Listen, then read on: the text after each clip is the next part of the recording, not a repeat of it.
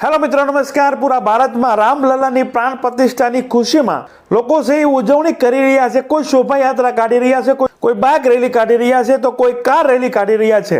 તો રામલલ્લાની પ્રાણ પ્રતિષ્ઠાની વચ્ચે ગુજરાતમાં છેલ્લા 24 કલાકમાં આ બીજો બનાવ બન્યો છે, જેમાં રામલલ્લાની ખુશીમાં જે રેલી કાઢવામાં આવી રહી છે કે બાઇક રેલી કાઢવામાં આવી રહી છે તેની ઉપર પથ્થરમારાની ઘટના સામે આવી છે। વડોદરાના ભોજ ગામે જ્યારે આ બાઇક રેલી પહોંચે છે ત્યારે મસ્જિદની બાજુમાં પથ્થરમારો થાય છે। તો ગુજરાતમાં છે છેલ્લા 24 કલાકમાં છે બીજી ઘટના છે। પ્રથમ ઘટના જે આપણે મહેસાણાના ખેરાલુની વાત કરી ચૂક્યા છીએ, ત્યાં તરત જ આ બીજી ઘટના સામે આવી છે। તો આજના વિડીયોમાં આપણે જે ભોજ ગામમાં બાઇક રેલી ઉપર જે પથ્થરમારો થયો છે તેની વાત કરવી છે। આ કોણ આવા અસામાજિક તત્વો છે જેને આ રામલલ્લાની પ્રાણ પ્રતિષ્ઠા જોઈ અને ખૂંચી રહ્યું છે? તો જે કઈ આવા વિધર્મીઓ છે જે રામલલ્લાની પ્રાણ પ્રતિષ્ઠાની ખુશીમાં જે શોભાયાત્રા છે, બાઇક રેલી છે, તેની ઉપર છે એ પથ્થર મારી રહ્યા છે તેની વાત આપણે કરવી છે। અમારી ચેનલમાં ભારતમાં અને ગુજરાતમાં જે બી ઘટનાઓ ઘટતી હોય છે તેના સરળ ભાષામાં સમજાવતા હોઈએ છીએ।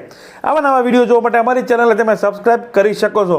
બાજુનું બેલ આઇકન છે તેને ઓલ સિલેક્ટ કરો, જેથી કરી અમારો વિડીયો અપલોડ થાય તરત જ તમને નોટિફિકેશન મળી જાય। વિડીયોની શરૂઆત કરીએ। આજે 22 જાન્યુઆરી એટલે કે અયોધ્યામાં રામલલ્લાની પ્રાણ પ્રતિષ્ઠાનું આયોજન છે। આજની તારીખ ઇતિહાસમાં લખાઈ ચૂકી છે અને આજના દિવસે પૂરા ભારતમાં ગામડે ગામડે ને શેરીએ શેરીએ રામલલ્લાની પ્રાણ પ્રતિષ્ઠાની ખુશીમાં કોઈ શોભાયાત્રા કાઢી રહ્યું છે, કોઈ રંગોળી દોરી રહ્યું છે, કોઈ દીવડા કરી રહ્યું છે, કોઈ બાઇક રેલી કાઢી રહ્યું છે। તો આની વચ્ચે અમુક વિધર્મીઓ, અમુક અસામાજિક તત્વો ને આ ખૂંચી રહ્યું છે અને છેલ્લા 24 કલાકમાં બીજી ઘટના બની છે। પ્રથમ ઘટનાની આપણે આગલા વિડીયોમાં વાત કરી છે, પરંતુ આ બીજી ઘટના છે વડોદરાના ભોજ ગામમાં બની છે। આ બાઇક રેલીનું આયોજન વડોદરાના ગામડામાં હિન્દુ એકતા સંગઠને કર્યું હતું। જે બાઇક રેલી ગામેથી ગામથી નીકળી હતી અને અલગ અલગ બાજુના દરેક ગામડાઓમાં થઈને આ રામલલ્લાની પ્રાણ પ્રતિષ્ઠાની ખુશીમાં બાઇક રેલી કાઢવાનું હતું। દરેક ગામડામાં આ બાઇક રેલી જાય છે, પરંતુ જ્યારે એ ભોજ ગામમાં છે પ્રવેશ કરે છે અને મસ્જિદની બાજુમાં જ્યારે આ બાઇક રેલી પહોંચે છે ત્યારે અચાનક આ રેલી ઉપર પથ્થરમારો થાય છે।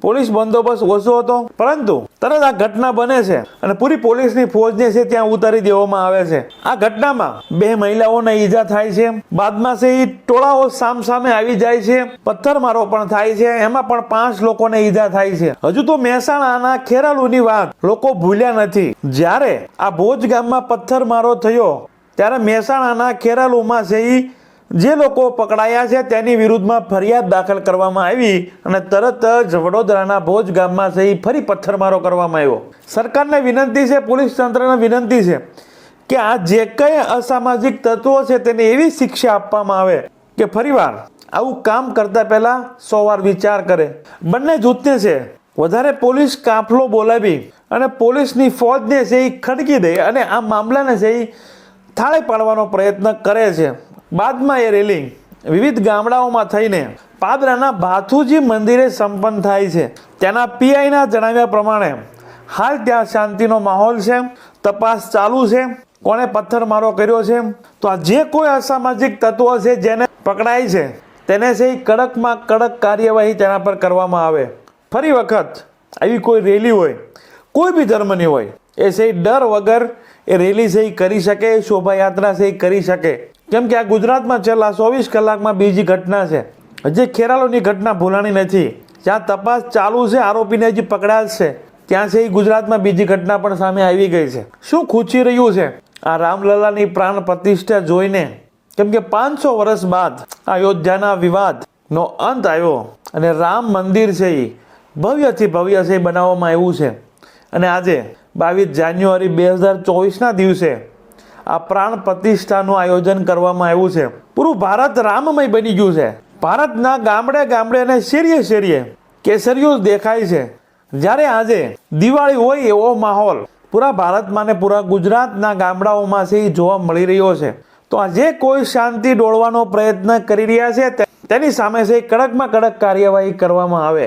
તો આ ઘટના વિશે તમારું શું કહેવું છે કે ગુજરાતમાં 24 કલાકમાં બીજી ઘટના બની છે? તો તમારા વિચારો છે કમેન્ટ બોક્સમાં જરૂર રજૂ કરજો. અમારી ચેનલમાં ભારતમાં અને ગુજરાતમાં જે બી ઘટનાઓ ઘટતી હોય છે તેને સરળ ભાષામાં સમજાવતા હોઈએ છીએ. આવા નવા વિડીયો જોવા માટે અમારી ચેનલને તમે સબસ્ક્રાઇબ કરી શકો છો. બાજુનું બેલ આઇકન છે તેને ઓલ સિલેક્ટ કરો, જેથી કરી અમારો વિડીયો અપલોડ થાય તરત જ તમને નોટિફિકેશન મળી જાય. Thank you. નેક્સ્ટ વિડીયોમાં મળીએ. જય શ્રી રામ.